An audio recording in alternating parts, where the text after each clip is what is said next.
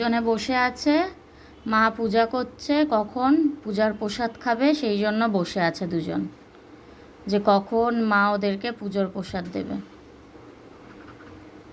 তাই বসে আছে।